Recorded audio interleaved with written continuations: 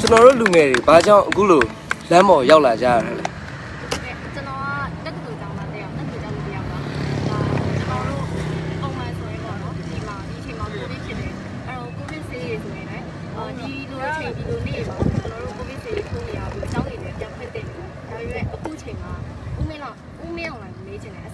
ရဲ့လားလို့ကျွန်တော်တို့ကလူငယ်တွေလမ်းပေါ်ထွက်ပြီးတော့ဒီလိုသိမြင်ကြရတယ်လူမျိုးကိုယ့်ရဲ့အနာဂတ်အတွက်ကိုယ့်ရဲ့တဲလန့်တွေကိုထုတ်ပြခွင့်ရတယ်မဟုတ်ပဲဒီလိုဆန္ဒပြနေရတဲ့အတွက်ဦးလေးအဆင်ပြေရဲ့လားလို့မေးချင်တယ်ဟုတ်ကဲ့ပြီးတော့ကျွန်တော်တို့အခုကျွန်တော်ကနိုင်ငံမှာအမှန်တကယ်ဆိုကိုယ့်ရဲ့စိတ်ကိုနေရအောင်ကျောင်းနေပြန်ခွင့်ရတယ်စီးပွားရေးတွေလည်းအစစရပြီးပုံမှန်တိုင်းပြန်ပြီးလည်းပြရအောင်ဒါပေမဲ့ဒီကိစ္စတွေကလုံးဝ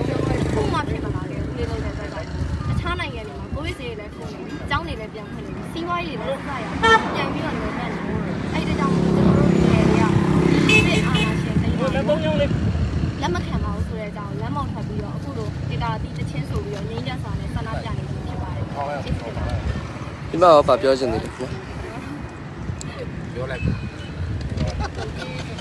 စစ်အာဏာရှင်စနစ်ကြာရှုံးပါစေစစ်အာဏာရှင်စနစ်ကြာရှုံးပါစေရှင်းရပါအောင်အောင်ရမည်ရှင်းရပါအောင်အောင်ရမည်အရေးတာ